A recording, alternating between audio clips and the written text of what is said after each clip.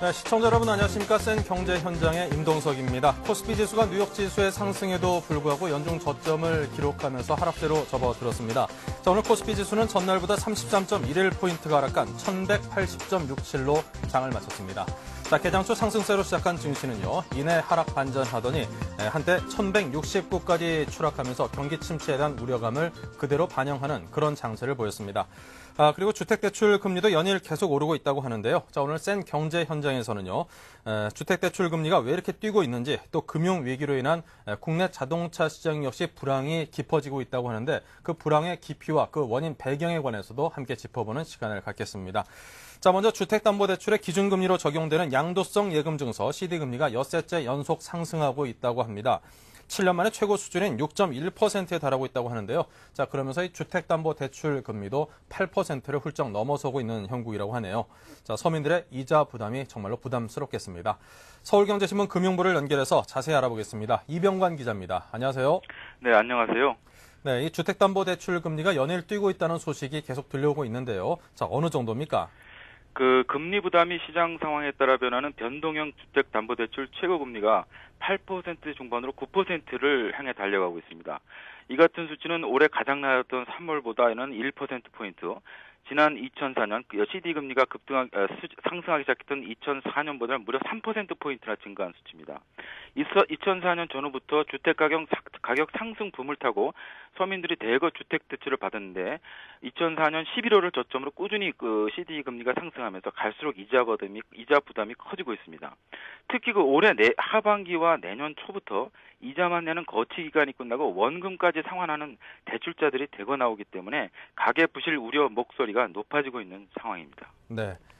이 주택담보대출 금리가 좀 한동안 주춤하는가 싶었는데요. 왜 이렇게 다시 계속해서 오르는 걸까요? 주택담보대출 금리를 결정하는 CD, 다시 말해 양도성 예금 증서가 급등하고 있기 때문인데요.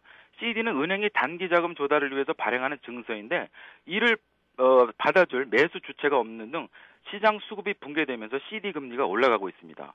팔려고 해도 살 사람이 없으니까 높은 금리를 두고 발행할 수밖에 없는 겁니다. 글로벌 신용경색 여파로 외화자금 시장은 물론 원화자금 시장에까지 돈이 돌지 않고 있습니다. CD는 물론이고 은행의 장기자금 조달 수단인 은행채도 자금시장 경색으로 발행을 해도 잘 시장에서 소화되지 않고 있습니다. 시장에 돈이 돌지 않으니까 거래가 안 되고 설사 거래돼도 높은 금리를 줘야 매수자들이 겨우 받아주고 있는 상황입니다.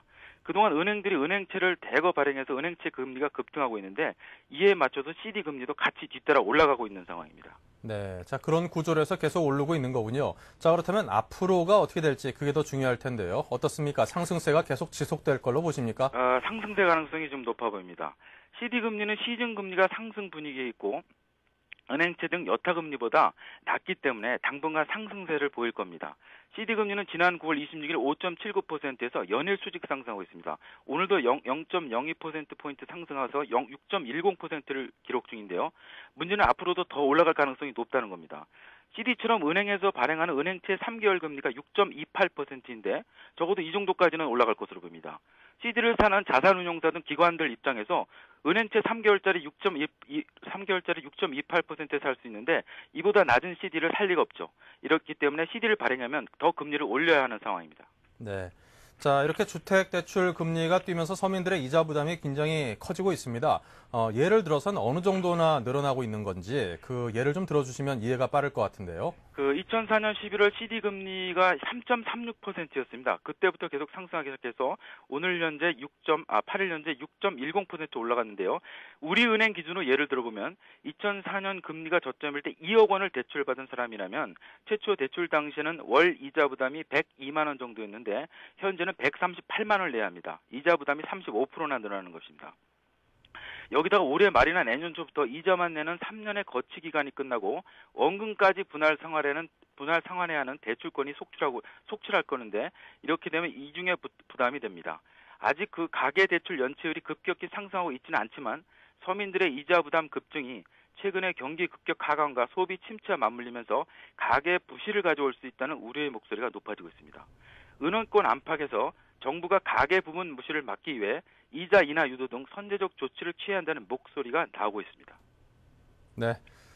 자, 뭐 여러 가지 경제 상황이 안 좋아지고 있는 것이 물론 이 분야이겠습니까마는 하지만 또 서민들의 생활과 직결된 것이니만큼 하루빨리 좀 주택담보대출 금리가 좀 진정세를 보였으면 좋겠습니다. 지금까지 서울경제신문 금융부의 이병관 기자와 이야기 나눴습니다. 고맙습니다. 네, 감사합니다. 자, 이 글로벌 금융 경색과 또 이에 따른 소비 심리가 급격히 위축되면서 사람들이 지갑을 닫고 있습니다. 그래서 이 자동차 산업 역시 이게 매출이 굉장히 많이 줄어들고 있다고 하는데요. 그에 따라서 자동차 산업의 불황이 굉장히 깊어지고 있다고 합니다. 이것은 비단 우리나라뿐만이 아니라 미국에서도 역시 상당히 어렵다고 하네요. GM과 포드 같은 경우에도 생산인 어떤 판매가 부진해지자 공장을 몇 곳 폐쇄했다라는 그런 소식도 들려오고 있는데 역시 우리 한국의 현대차, 기아차 역시 별반 다르지 않은 상황이라고 합니다.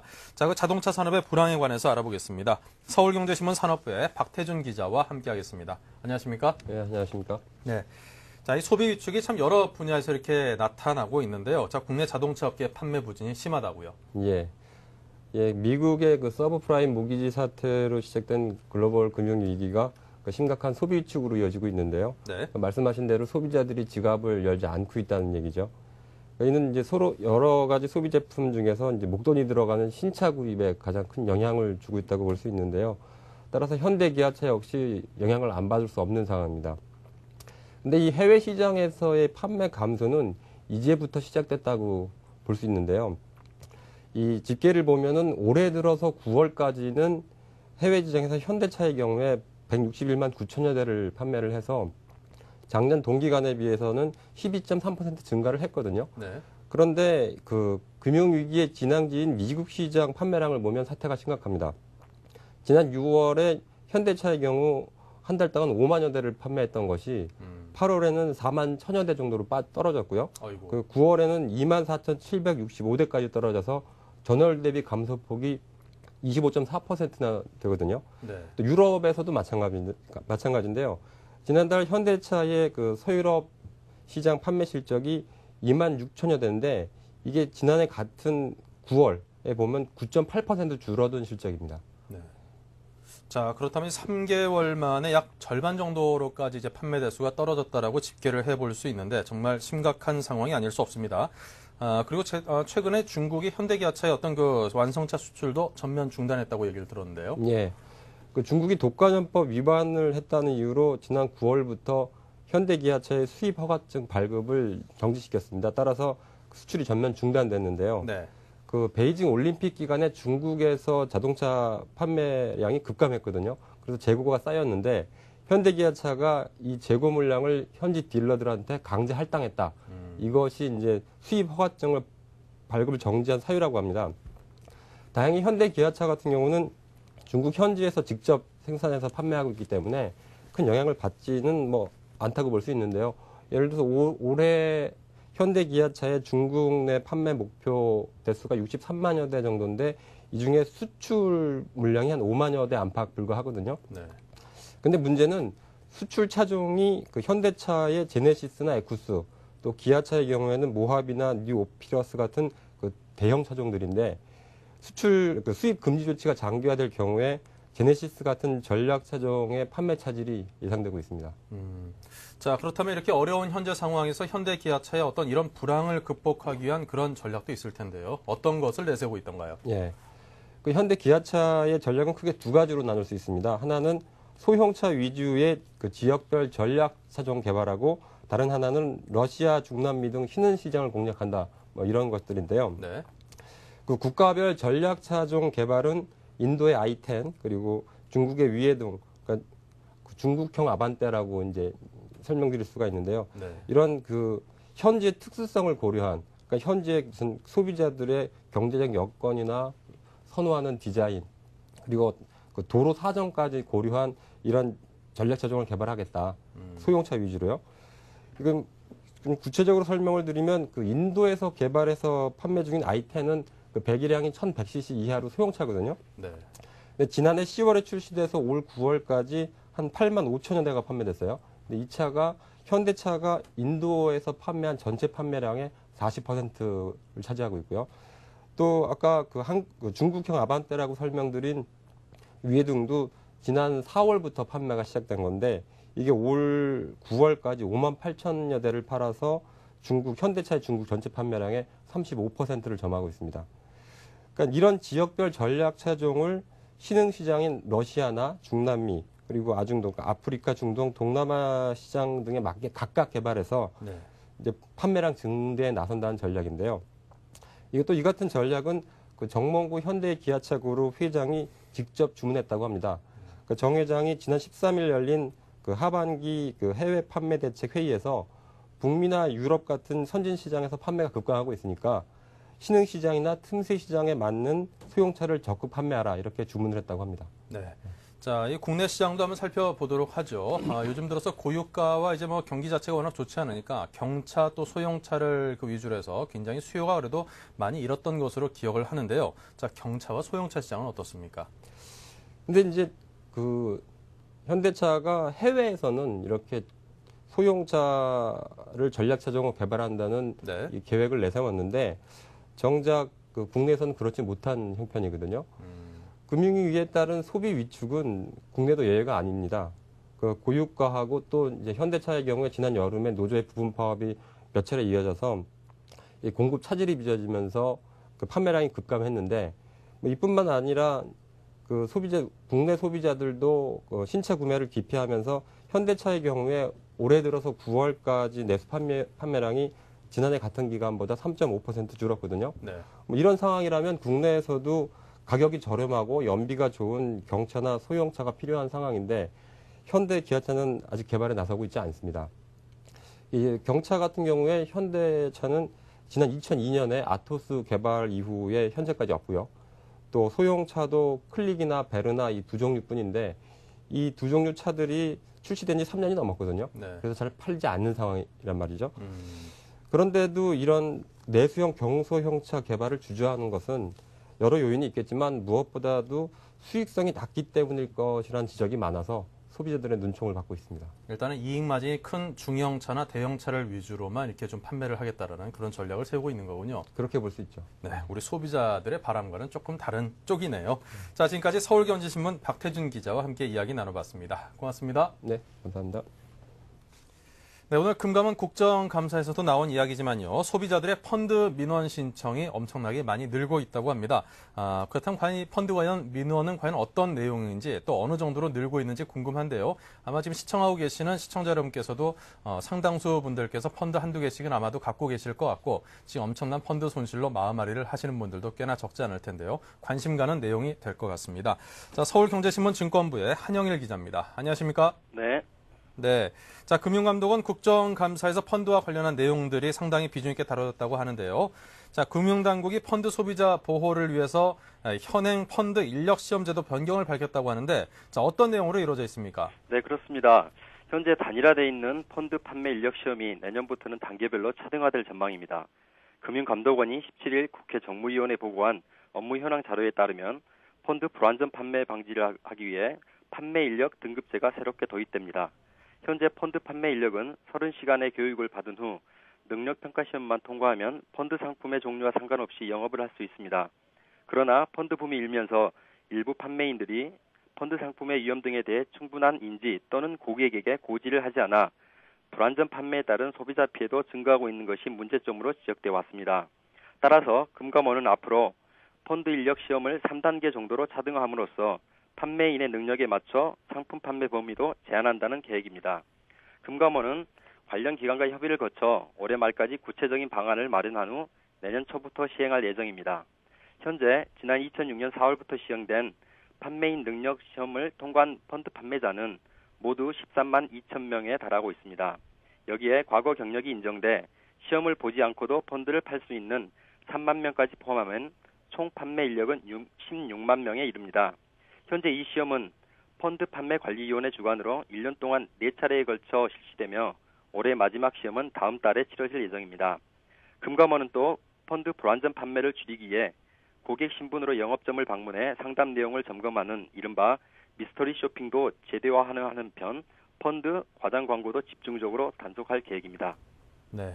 사실 펀드를 판매하는 분들이 상당히 많이 있습니다만 그분들의 상당수 분들은 물론 전문성이 있겠습니다만 간혹 자기 자신이 판매하는 그 펀드의 내용이나 그 구조에 대해서 잘 이해도 못하면서 파는 분들도 분명히 있을 듯 싶고요. 그리고 가면은 이제 자기하고 좀 유관한 어떤 회사의 펀드의 판매에만 이렇게 신경을 쓰는 그런 분들도 있는데 아마도 그 고객의 입장에서 고객의 수익을 최우선시하는 그런 펀드 판매 인력들이 많이 늘었으면 좋겠고요. 자, 그렇다면 펀드 민원 현황이 어떻던가요? 네, 펀드 민원 현황이 많이 증가하고 있기 때문에 이런 대책이 나온 것 같습니다. 금감원이 이날 국정감사에서 한나라당의 권태기 의원에게 제출한 펀드 불완전 판매 현황을 보면 2003년 이후 펀드 민원 건수는 해마다 크게 늘고 있습니다. 올해 펀드 불완전 판매 관련한 민원 접수는 상반기에만 모두 117건이 접수됐습니다. 이는 이미 지난해 109건을 넘어선 수치입니다. 펀드 민원은 지난 2003년 52건에 불과했지만 이후 펀드 투자 붐이 일면서 해마다 크게 늘어나고 있는 상황입니다. 네. 자, 올 들어 증시가 지속적인 하락세를 보이고 있습니다. 근데 이번 국정감사에서는 이와 관련한 증권사들의 반대 매매 현황에 관한 이야기도 나왔다고 하던데요. 자, 그 규모가 어떻습니까? 네, 증권사들이 최근 4년간 미수거래에 나섰다가 주가 하락으로 반대 매매한 규모가 누적 기준으로 28조 원을 넘어섰습니다. 반대 매매란 투자자들이 외상으로 주식을 빌렸다가 주가가 떨어지면 담보가치 부족으로 증권사가 투자자의 의사와 상관없이 주식을 강제로 파는 것을 말합니다. 금감원의 국정감사 자료에 따르면 증권사들이 2004년부터 올해 상반기까지 주가 하락으로 부족한 담보액을 메우지 못한 계좌에 대한 반대 매매액은 28조 1,359억 원에 달했습니다. 연도별로 반대 매매액을 보면 2004년 5조 9천억 원, 2005년 11조 4천억 원, 그리고 2006년 7조 4천억 원, 그리고 지난해 2조 6천억 원에 이어 올해 상반기에는 8천억 원에 달했습니다. 올해 이 금액은 상반기만을 기준으로 한 것이기 때문에 실제로 최근 증시 급락폭을 감안한다면 하반기에는 이 수치보다 훨씬 증가했을 것이라는 게 금융당국의 분석입니다.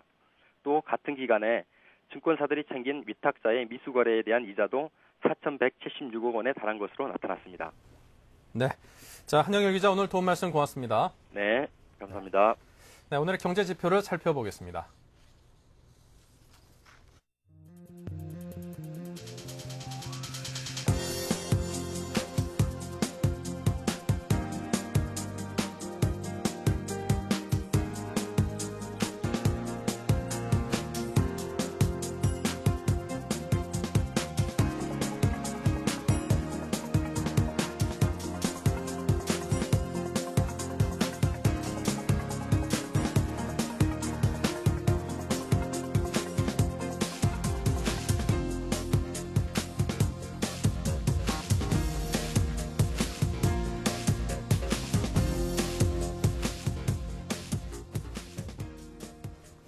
네, 오늘 증시가 전일 뉴욕 증시의 폭등에 힘입어서 오늘 상당히 급등하지 않을까라고 기대했던 투자자 여러분께서는 실망이 좀 컸겠습니다.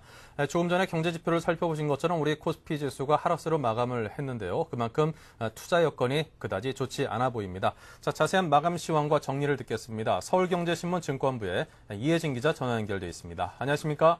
예, 안녕하세요. 네, 오늘 마감 시황부터 정리해 주십시오. 오늘 코스피 지수는 3일째 하락세를 이어가며 33포인트 내린 1180포인트를 기록했습니다. 외국인과 국내 기관 투자자들의 동반 매도로 코스피 지수는 장중 한때 1160선까지 밀리며 연중 최저치 기록을 갈아치우기도 했습니다.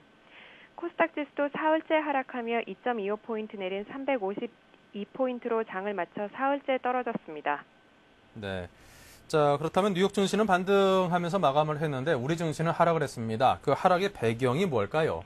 건설 경기 침체로 인한 부동산 담보대출 부실 우려를 가장 큰 원인으로 꼽을 수 있습니다. 미국 등 해외 금융기관의 신용경색 우려가 다소 완화되면서 드디어 투자자들이 국내 부동산 버블 문제로 관심을 돌리기 시작했습니다. 날이 갈수록 심각해지고 있는 미분양 문제가 건설사뿐만 아니라 건설사와 시행사의 대출을 해준 금융권까지 번져 이른바 한국판 서브프라임 사태가 생기는 게 아니냐는 우려가 커지고 있습니다. 게다가 부동산 담보대출 연동금리인 CD금리가 10월 들어서 하루도 빼놓지 않고 오르면서 담보대출 부실에 대한 우려도 커지고 있습니다. 이로 인해 투자자들은 연 이틀 건설과 은행주에 대해 투매에 가까운 매도를 이어가고 있습니다. 네. 자, 우리 증시가 하락하는 원인 중에 하나는 아무래도 외국인들의 대규모 매도세일 텐데요. 어제 우리 증시에서도 한 6,200억 정도가 넘는 매도세를 보인 것으로 기억을 하거든요. 자, 오늘은 외국인들이 어떤 방향을 잡던가요? 오늘도 외국인들은 약 5천억 원이 넘는 팔자 공세를 이어가며 지난 3일간 1조 5천억 원을 매도한 것으로 집계됐습니다. 이와 관련 오늘 모건스탠리는 한국 내 은행들이 글로벌 금융위기 영향으로 취약해지고 있다고 평가하며 한국 증시에 대한 투자 의견 하향 조정을 밝히기도 했습니다. 그러나 최근 국내 은행들에 대해 부정 전망을 내놨던 해외 신용평가사들은 한국의 국가 신용 등급은 안정적이라고 밝혀 대조를 이루었습니다. 스탠다드 앤 푸어스사와 무디스사는 한국 정부는 세계 금융시장 위기에 맞서서 한국 경제 취약성을 관리할 능력이 있다고 밝히며 한국의 국가 신용 등급 전망을 현재 수준으로 유지하겠다고 밝혔습니다. 네. 자, 그리고 대우조선 입찰에 포스코 탈락도 있었고요. 한전의 실적 발표도 있었죠. 네. 대우조선해양 인수전이 하나와 현대중공업 2파전으로 압축되면서 관련 기업들의 주가 희비도 극명하게 엇갈렸습니다. 포스코는 M&A 관련 불확실성이 해소되면서 주가가 오늘 소폭 상승했습니다. 반면 대우조선 인수 가능성이 커진 한화는 재무적 부담과 불확실성이 다시 부각되며 하한가까지 추락했습니다. 한편 한국전력은 3분기 실적을 내놨는데요. 영업손실이 3,600억 원으로 전년 동기 대비 적자 전환하며 부진한 실적을 내놨습니다. 이는 원유와 석탄 등 원자재 가격 상승으로 인한 비용이 증가했기 때문으로 분석됩니다. 네. 자, 오늘 도움 말씀 고맙습니다. 증시 상황 정리해 주셔서 아주 이해하는 데 도움이 됐습니다. 이혜진 기자였습니다. 고맙습니다. 감사합니다. 네, 생경제현장 잠시 후 이어서 뉴스 단신을 전해드리겠습니다.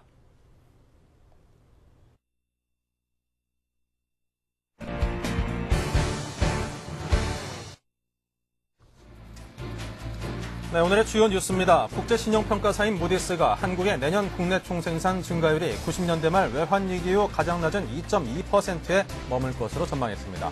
올해 GDP 증가율은 4%로 예상했습니다.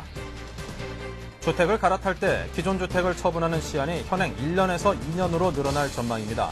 이에 따라 주택을 1년 안에 팔지 않아도 양도세 비과세 혜택을 받을 수 있을 것으로 보입니다. 한국은행이 달러 가뭄에 시달리는 시중은행에 직접 달러를 지원키로 했습니다. 지금까지 한은은 비공개적으로 달러를 공급했지만 앞으로는 경쟁 입찰 방식으로 달러를 공급할 계획입니다. 국민연금공단이 회사채와 은행채 매입을 늘리겠다고 선언했습니다.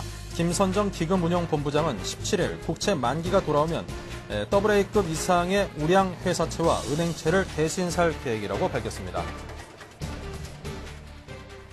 네, 생경제현장 잠시 후에요. 오늘 장 분석과 내일 장의 전망 그리고 구체적인 종목별 의견까지 들어보겠습니다. 증시 전략센터를 이어가겠습니다.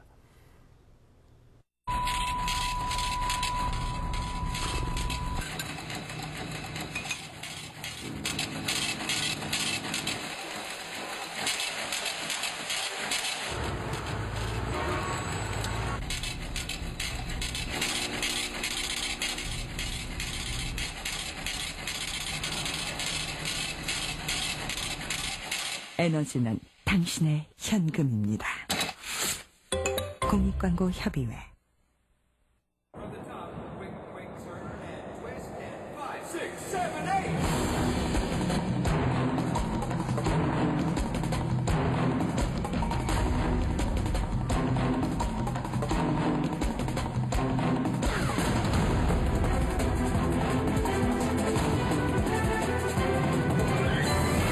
시선을 사로잡지 못한다면 라프마가 아니다.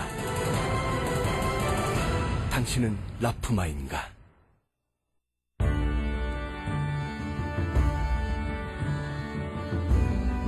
우리 땅에 곡식을 심으면 농촌이 되고 건물을 심으면 도시가 됩니다.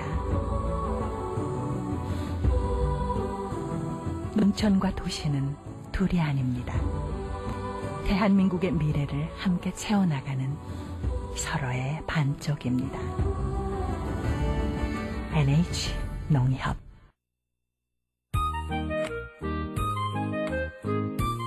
아유, 너무 이쁘네.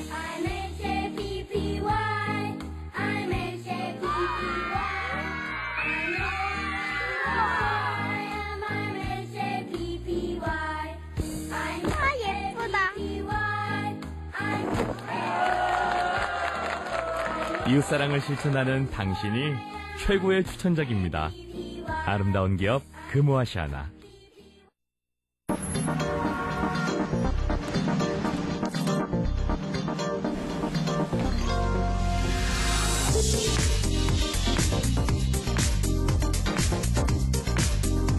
블룸버그 TV 국내 독점 채널 서울경제TV.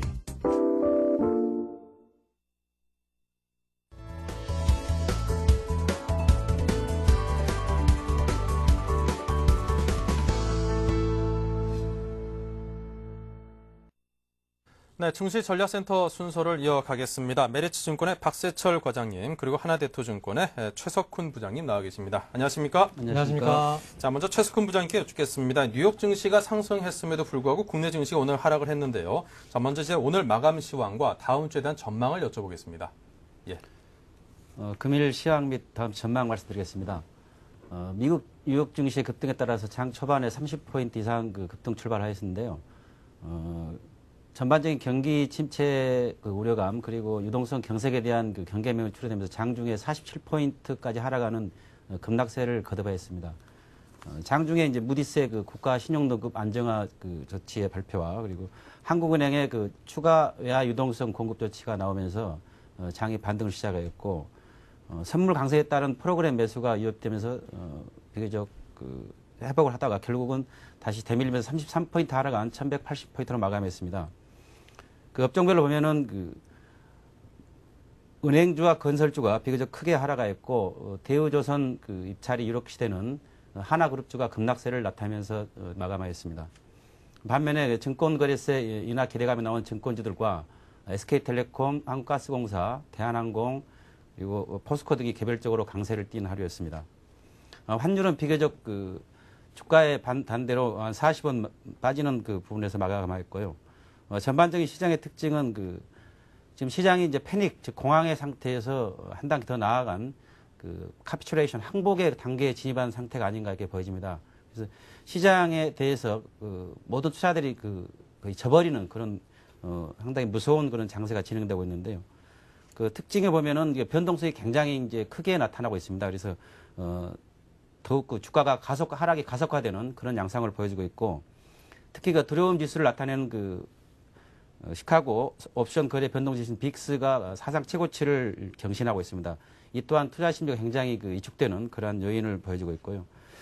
결국은 지금 같은 상황에서는 어떤 주가 전망 자체가 상당히 무의미한 그런 상황이 아닌가 이렇게 판단이 됩니다. 결국 관건은 지금 이제 투자 심리가 얼마만큼 회복될 것인가 하고 수급이 얼마만큼 개선될 것인가가 향후 장세의 중요한 포인트가 되겠는데요. 지금 이제 오늘 이후에 오늘 밤에 진행된 미국의 어떤 장과, 그리고 19일 날 예정된 기획재정부 금융위원회, 그리고 한국은행 공동 예정된 금융시장 안정 종합대책, 거기서 어떤 내용이 나올 것인가 하는 부분들도 중요한 포인트가 되겠습니다. 우선 짚어보면은 은행 간 거래에 대한 정부의 지급 보증이 우선 나올 수 있을 것 같고요. 두 번째로는 예금자 보호 한도가 5천만 원에서 대폭 상향 예상이 됩니다. 그리고 유동성 봉합에 대한 어떤 추가 대책들이 아마 예상이 됩니다.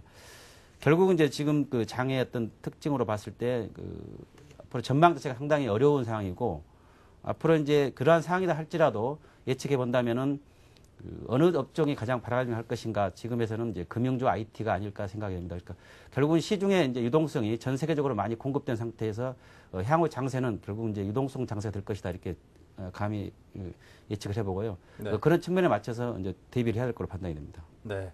자, 이렇게 해서 최석훈 부장님의 의견을 여쭤봤고요. 그리고 박세철 과장님께서는 오늘 장과 다음 주 시장을 어떻게 전망하시는지 궁금한데요. 예. 부장님께서 말씀을 아주 잘해 주셔가지고요. 좀 큰 그림을 좀 그려보겠습니다. 먼저 유가입니다. 유가가 146달러까지 폭등을 하다가 70달러 선까지 하락 안정세를 보이고 있고요. 두 번째는 환율입니다. 환율이 1,485원까지 급등을 한 이후에 지금 요동을 치고 있긴 하지만 정부의 강력한 개입 의사와 함께 하락 안정화될 것이라고 예상을 하고 있고요. 문제는 금리입니다. 금리. 정책 금리 인하에 의해서 국고채 금리는 5%대 초반으로 하락 안정화되고 있긴 하지만 네. 지금 기업의 CP가 돌지 않고 있고요. 그다음에 은행 간의 자금도 경색되어 있기 때문에 회사채 금리가 7년 10여 만의 최고치인 8%를 넘어섰습니다.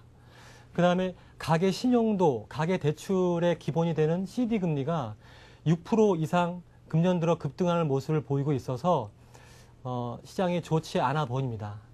두 번째로는 미국 증시의 월마트의 주가입니다.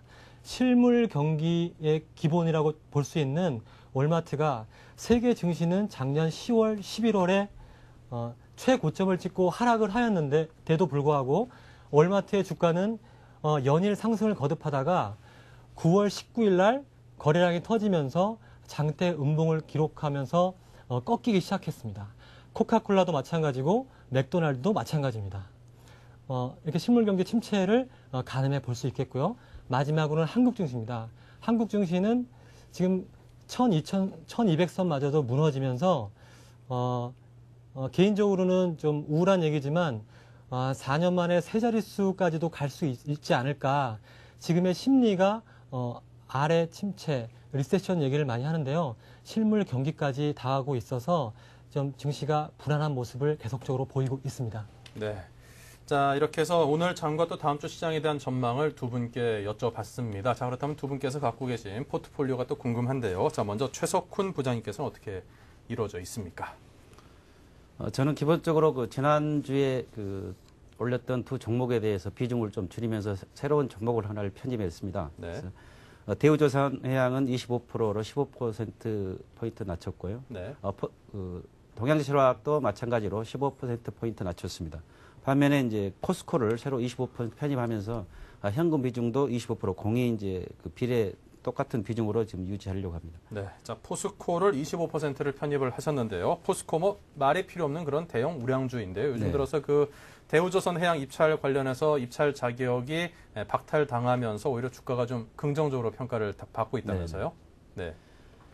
우선 몇 가지 나눠서 보면은 어제 같은 경우에 장세에서 이제 대우조선 인수 우려감과 그리고 실적 둔화 이런 부분들이 나오면서 10년 만에 처음으로 하한가를 맞는 그런 폭락세를 나타냈는데 대우조선 인수 부담에서 상당히 벗어나면서 일단 주가에는 상당히 긍정적으로 작용할 것으로 판단이 됩니다.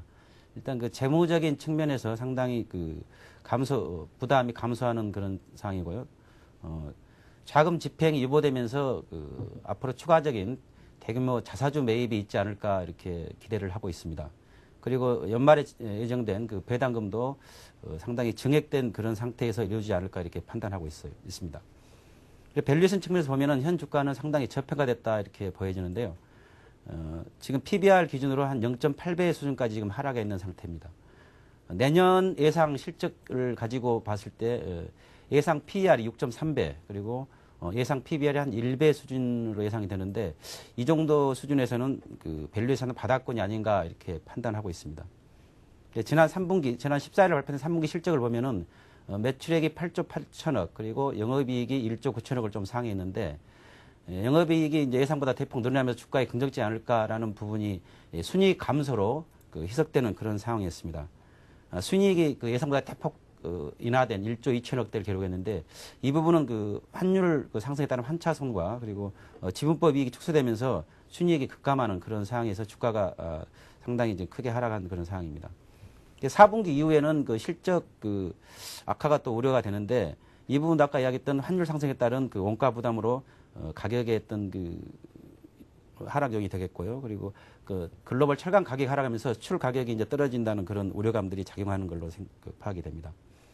그래서 세 번째로 보면은 이제 우리가 이제 포스코 하면은 전반적으로 주가 하락 시에 가장 지수 방어적인 그런 주식이라고 이렇게 얘기를 하는데 그렇죠. 그런 측면에서 보면은 요즘 시기에 가장 적합한 투자 종목이 아닌가 이렇게 판단이 됩니다. 네. 자, 이렇게 해서 포스코에 대해서 투자 의견을 제안을 해주셨습니다. 오늘 장에서도 사실 장 초반에는 이 철강주를 위주로 해서 반등세를 이끄는 그런 장이었었는데 결국 장 자체는 마감을 했습니다만 하락세로 마감을 했습니다만 앞으로 철강주들에 대해서는 다시 한번 이렇게 돌아봐야 된다라는 그런 의견도 상당히 많더라고요. 자, 그렇다면 이제 최석훈 부장님의 의견을 들어봤고요. 자, 박세철 과장님께서는 어떻게 구성하고 있는지 궁금하네요. 예, 저는 포트폴리오가 현금 100%라고 적어놨습니다. 현금만 100%요? 예. 총알을 준비하자 이런 말씀을 드리고 싶은데요. 이유는 딱 두 가지를 말씀드리겠습니다. 정확히 들어맞지는 않겠지만 한국의 IMF 때 97년 12월 5일 날 25억 불의 첫 공적 자금이 투입된 이후 그때 주가가 360포인트였습니다. 그 이후 3개월간의 반등 랠리가 있었는데요. 네. 그때의 주가는 570포인트로 60%가 상승을 하였습니다. 네.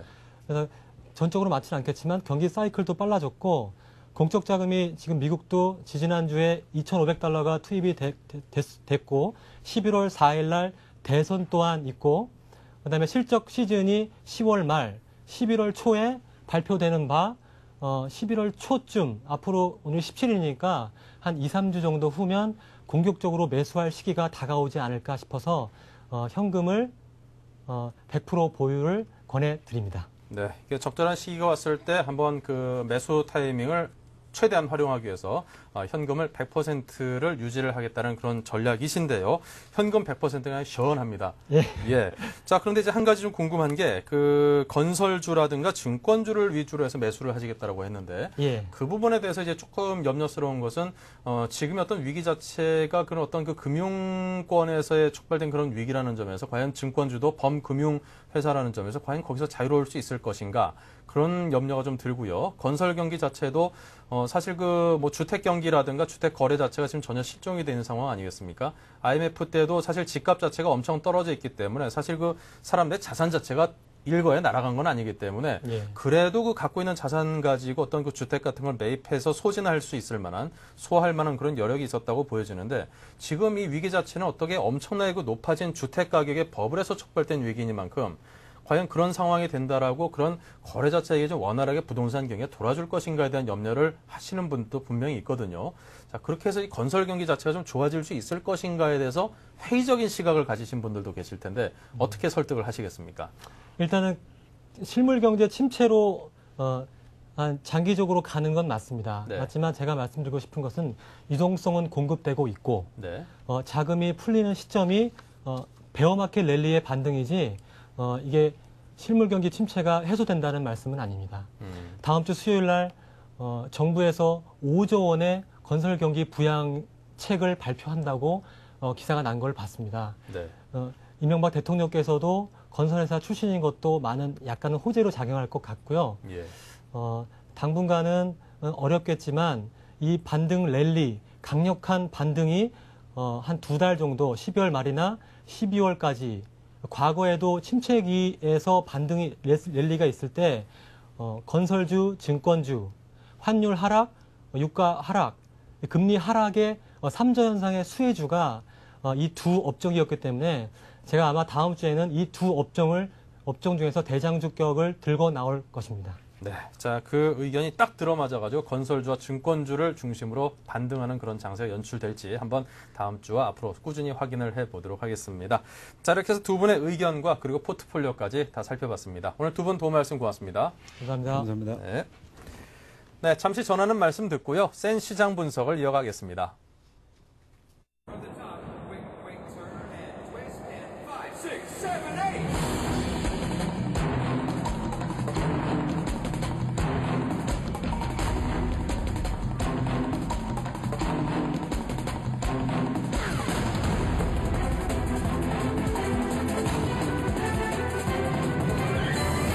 시선을 사로잡지 못한다면 라프마가 아니다. 당신은 라프마인가?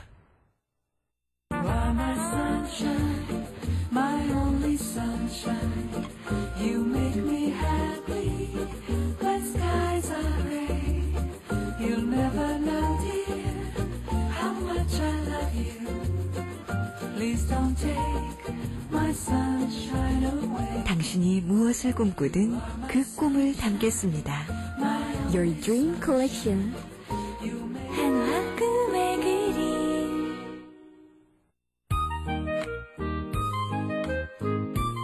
아유, 너무 이쁘네.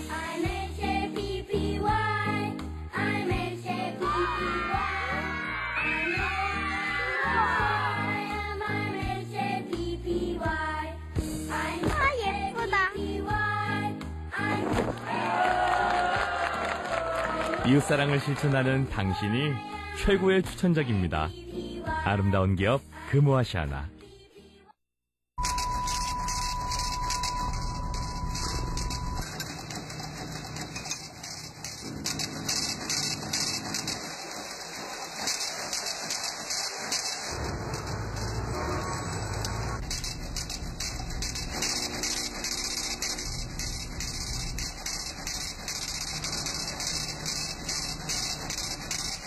에너지는 당신의 현금입니다.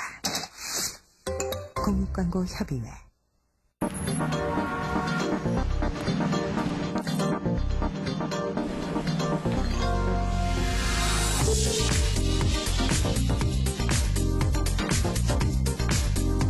블룸버그 TV 국내 독점 채널 서울경제TV.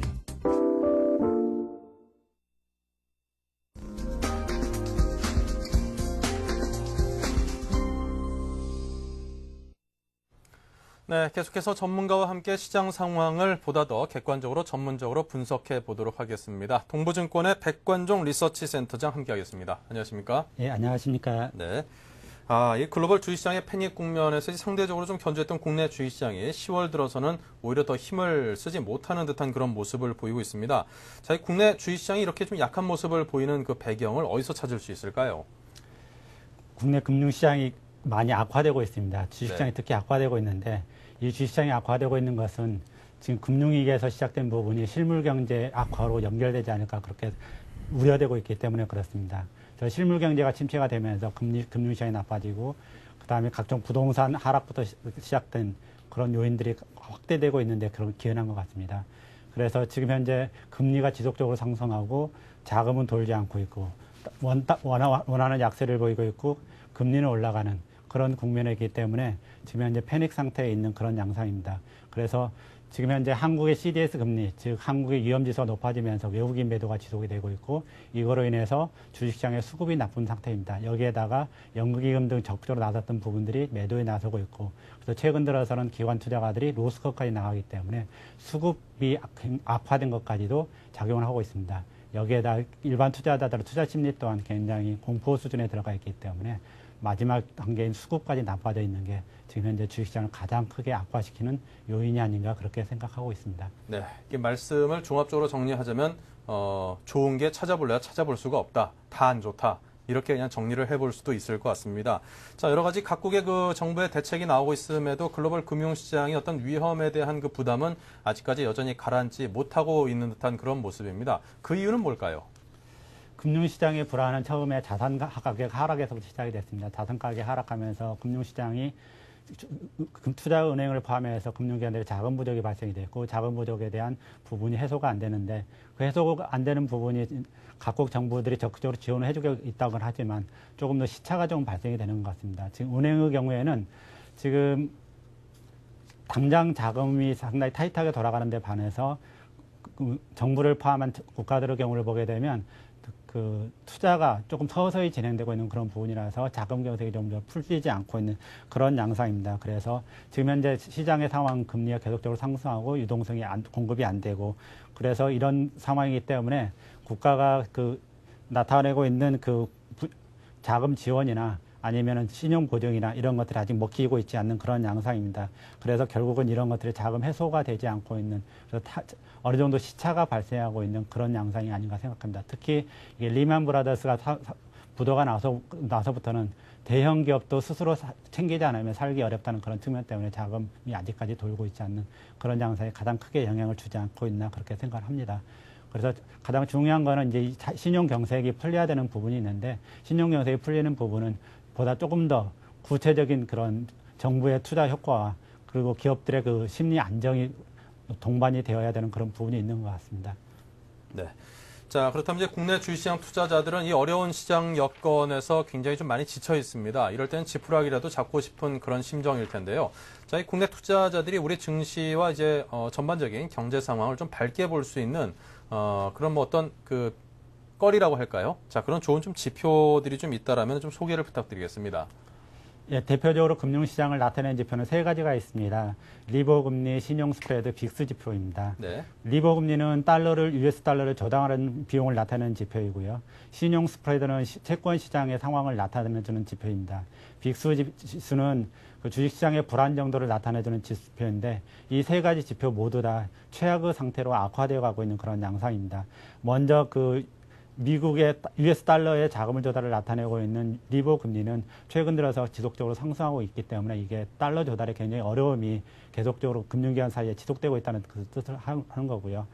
신용 스프레드 쪽에서 채권 시장에 보게 되면 계속적으로 실질 금리가 올라가고 있는 상태입니다. 이것 또한 채권 시장이 계속적으로 자금 시장이 악화되고 있는 그런 지표를 반영해 주는 거고, 그다음에 빅스 지표는 계속적으로 올라가서 지금 사상 최고 수준에 올라가고 있는 그런 상태입니다. 그래서 주식시장이 공포 상태에 있다 이렇게 나타낼 거라고 생각합니다. 그래서 이 세 가지 지표가 아직은 좀 개선이 되고 있지 않는데 이 세 가지 지표를 보시게 되면 금융시장이 전체적으로 좋아지고 있는지 여부를 판단할 수 있는 그런 거라고 생각하고 있습니다.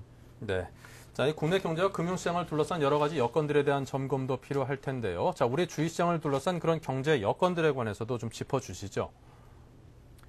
한국의 경제 여건은 좀 많이 좀 악화되어 가는 단계에 있습니다. 금융시장의 악화가 결국은 실물 경제에 악화 영향을 주는데 특히 한국의 경우에는 세계 무역 의존도가 높은 나라로서 세계 경제 악화에 그대로 영향을 받을 수밖에 없는 그런 상태가 아닌가 생각을 하고 있습니다. 그래서 지금 현재 가장 중요하게 영향을 주는 게 물론 첫 번째는 자금시장이지만 두 번째로는 경제 전체적인 측면에서 볼 때는 그 원달러 환율이라고 할 수가 있습니다. 원달러 환율이 지금 현재 상당히 높아져서 기업들한테 좋은 여건을 주고 있고 조금 멀리는 금융 수지를 개선시켜주는 그런 요인이 될 거로 보입니다. 그래서 환율이 높은 환율로 인해서 우리나라 기업들이 경쟁력을 많이 회복한 거로서 추정을 합니다. 그래서 1년 전까지만 해도 원화가 절상되는 과정에 있었게 되는 경쟁력이 악화돼서 무역 수지도 악화되는 그런 국면으로 갔지만 지금 현재 원화 환율 상승으로 인해서 그러므로 인해서 지금 무역 수지가 개선되고 그래서 점차 개선될 수 있는 그런 양상이 아닌가 생각을 합니다.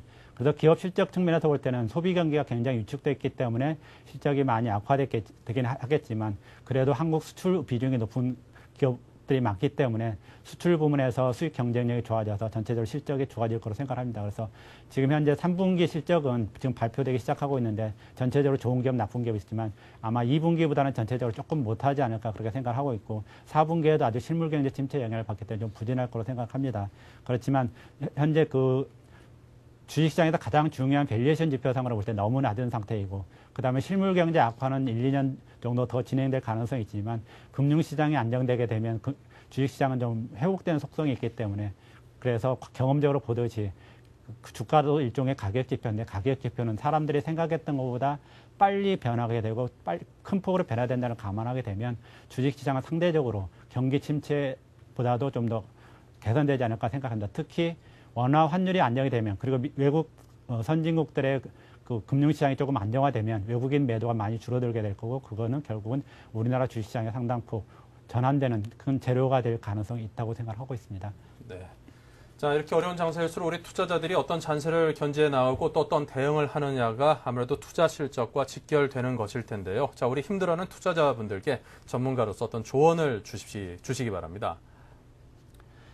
지금 현재는 상당히 어렵습니다. 어려운 거는 저도 알고 모든 사람들이 다 알고 있습니다. 그런데 네. 이제 한 가지 참고로 볼 수 있는 것은 84년경에 미국의 그 대부업체들이 부도가 나면서 87년대 미국 정부의 적극적인 지원이 있었습니다.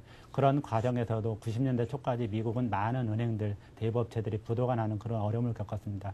우리 IMF 때도 보게 되면 자금 시장은 안정화됐지만 실물 경제는 좀 어려움을 겪었던 그런 사실이 있습니다. 그래서 지금 현재는 실물 경제가 어려워지는 국면에 있다는 건 사실이기 때문에 가장 중요한 것은 지금 현재는 보수적으로 해야 된다는 측면. 그래서 자금을 레버리지를 일으키지 않고 여유 자금을 이용해서 좀 길게 보는 안목이 필요하다고 생각합니다. 그리고 방향성에서 볼 때는 그 기업 수가 줄어들어가는 상황에서는 경제가 어렵기 때문에 줄어들겠지만 그게 경제가 터닝하고 되면 살아남은 기업들의 경우는 굉장히 수혜를 받게 됩니다. 작은 기업 수가 줄어드는 상태에서 시장이 커지기 때문에 굉장히 실적 개선이나 이런 쪽에서 도움을 받게 됩니다. 그래서 실질적으로 가장 중요한 것은 지금 현재는 안정성을 고려해야 되고 좀 멀리 볼 때는 수익성을 고려해야 되는 그런 측면이 되는데 그렇다고 보면 가장 경쟁력이 있는 기업이 가장 좋은 부분이라고 생각합니다. 그래서 투자 포인트는 경쟁력이 있는 기업, 그래서 업계 리딩 기업에 관심을 가질 필요가 있다고 생각하고요. 업종 측면에서 볼 때는 지금 현재 금융시장, 그다음에 부동산 시장, 건설 관련 부문이 불확실성이 상당히 남아있는 부분입니다. 그래서 이쪽 부분은 조금 더 시간을 두고 보시는 게 좋지 않을까 생각합니다. 그래서 우선 당장은 좀 보수적으로 보시는 게 좋겠고요. 그래서 내년 들어가게 되면 주식시장이 이제 구체적으로 방향성을 보일 텐데 그때까지 결국은 경쟁력이 있는 기업이 가장 좋은 포트폴리오가 될 거다. 그렇게 생각을 하고 있습니다. 네, 자 이렇게 해서 우리 투자자 여러분께 도움이 될 만한 조언을 주셨습니다. 보수적인 자세를 견제라는 그 말씀이 가장 귀에 들리는군요. 자, 지금까지 동부증권 백관종 리서치 센터장과 이야기 나눴습니다. 고맙습니다. 감사합니다. 네, 미국 증시 호재도 불구하고 오늘 코스피 지수는 하락세를 보였습니다. 30포인트가 넘는 그런 하락세를 기록을 했는데요. 아직까지도 우리 투자자 여러분이 가야 될 좀 힘든 길은 좀 더 많이 남아있는 듯합니다. 좀 더 인내하시고요. 자, 정부는 감세와 재정지출 확대로 경기를 부양하고요. 은행 간의 또 이 대출거래 지급 보증 등으로 금융시장을 안정시키겠다는 그런 긴급 처방전을 내놓았는데, 자, 이것이 과연 시장에서 또 우리 투자자들의 마음에 어느 정도 파고들고 또 안정감을 줄 수 있을지는 좀 더 지켜봐야겠습니다. 자, 오늘 출발 센 증시 여기서 마치고요. 저희는 다음 주에 다시 인사드리도록 하겠습니다. 고맙습니다. 임동석이었습니다.